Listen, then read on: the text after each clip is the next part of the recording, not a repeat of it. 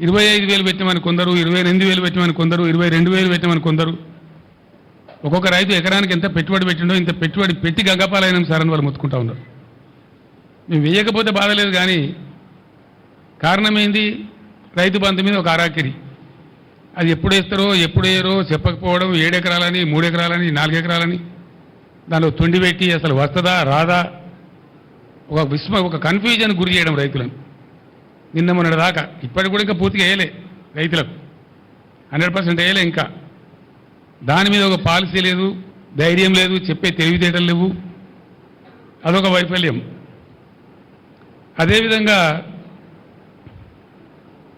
నేను మొన్న మాట్లాడితే ఇంత గలీజ్గా అంటే ఒక ముఖ్యమంత్రి స్థాయిలో 100 రోజులలో 200 మంది రైతులు చచ్చిపోయిన 200 పైచీలు కానీ నేను చెప్తే 48 గంటల్లోగా ఇవ్వండి, మేము వాళ్ళకు నష్టం ఇస్తామని చెప్పినారు.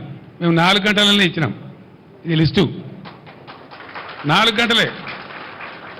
4 గంటలనే ప్రభుత్వానికి చీఫ్ సెక్రటరీకి పంపించినాం. 209 మందికి పంపించినాం. దాని తర్వాత కూడా ఇంకో 5-10 జరిగినాయి. ఇప్పటికీ ఉలుకు లేదు, పలుకు లేదు, ఏం లేదు.